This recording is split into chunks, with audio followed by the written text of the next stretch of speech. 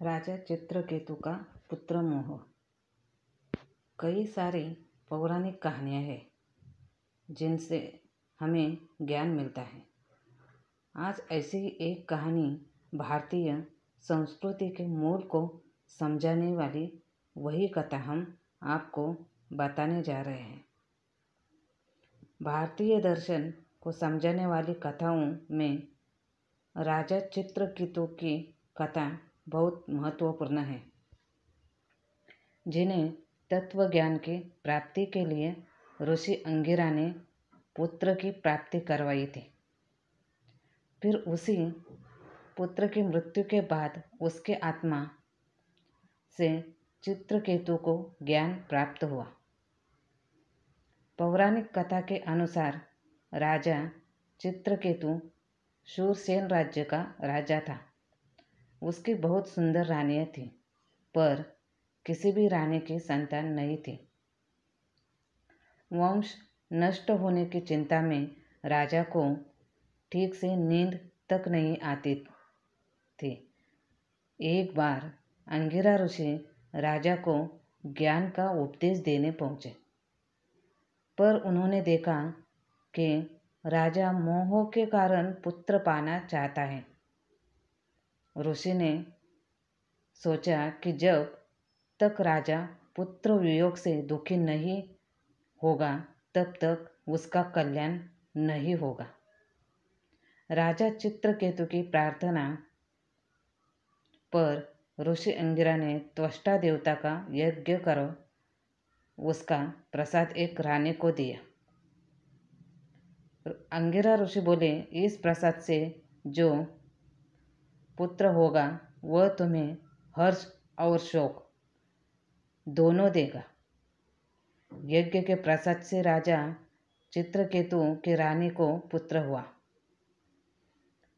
इससे राजा व प्रजा दोनों में खुशी छा गई। पर अब राजा पुत्र देने वाली रानी को ज़्यादा चाहने लगा। इससे ईर्ष्या कर बाकी रानियों ने पुत्र को जहर देकर मार दिया। बेटे की मौत पर राजा चित्रकेतु पागल सा हो गया। राजा चित्रकेतु के बेटे की मौत के बाद ऋषि अंगिरा फिर उसके पास आए। उनके साथ देवर्षि नारद भी थे। दोनों ने चित्रकेतु को समझाया कि संसार के सारे संबंध सपने की तरह अस्थायी व कल्पना की तरह है। शरीर ना जन्म के पहले होते हैं और ना बाद में रहेंगे, इसलिए शोक मत करो। पर जब राजा को विश्वास नहीं हुआ तो देवर्षि नारद जी ने उसके पुत्र के आत्मा का आह्वान कर उसे बुलाया। फिर उससे पूछा कि जब तुम्हारे माता पिता तुम्हारे लिए व्याकुल है तो तुम इनके पास क्यों नहीं रहते। इस पर जीवात्मा ने पूछा कि यह किस किस जन्म में मेरे माता पिता हुए थे। मैं तो अपने कर्मों का फल भोगने के लिए देवता, मनुष्य, पशु, पक्षी आदि योनियों में अनंत काल से जन्म लेता रहा हूँ, जिनमें सभी जीव एक दूसरे के पिता पुत्र तो कभी शत्रु व मित्र बनते हैं। यह लोग मुझे अपना पुत्र मानकर रोने की बजाय शत्रु मानकर प्रसन्न क्यों नहीं होते। आत्मा नित्य है जो कभी मरता नहीं, और शरीर अस्थायी है जो हमेशा मरता ही है। तो ये लोग क्यों व्यर्थ रो रहे हैं। इतना कहकर जीवात्मा वहाँ से चली गई। तो चित्रकेतु तथा मृत पुत्र के अन्य संबंधी अत्यंत विस्मित हुए, पर जीवात्मा के इन सवालों से राजा चित्रकेतु का मोह दूर हो गया। तब उन्होंने उसके साथ अपने संबंध से उत्पन्न स्नेह बंधन को काट दिया और शोक का परित्याग कर दिया। मृत बालक के शरीर का दाह संस्कार तथा यथोचित अनुष्ठान संपन्न करने के बाद संबंधियों ने उस स्नेह को भी त्याग दिया जिसके कारण मोह, शोक, भय तथा दुख की प्राप्ति होती है। निसंदेह ऐसे स्नेह को त्याग पाना कठिन है, किंतु उन्होंने सरलता से परित्याग कर दिया। रानी कृतदुति, जिन्होंने बालक को विष दिया था, अत्यंत लज्जित हुई और उनका शरीर कांति विहीन हो गया। शोक करते हुए उन्हें ऋषि अंगिरा के उपदेश स्मरण हो गया और उन्होंने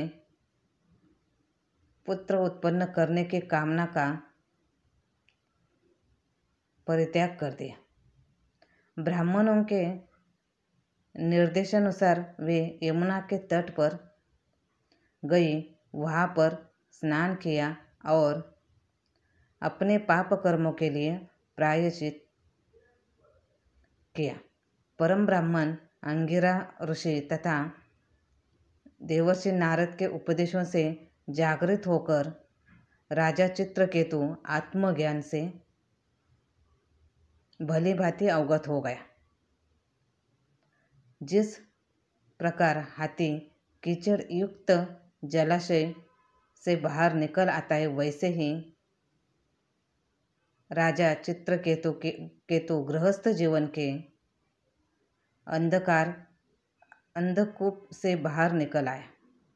राजा ने यमुना जल में स्नान किया और विधिपूर्वक अपने पितरों तथा देवताओं को जल का अर्घ्य दिया। फिर इंद्रियों तथा मन को बड़ी विकटता से संयमित करते हुए उन्होंने ब्रह्मा जी के दोनों पुत्रों महर्षि अंगिरा और नारद जी को नमस्कार किया। तत्पश्चात आत्मसंयमी तथा शरणागत भक्त चित्रकेतु पर प्रसन्न होकर नारद मुनि जी ने दिव्य उपदेश दिया। ऋषि अंगिरा व देवर्षि नारद से भागवत प्राप्ति उपदेश प्राप्त कर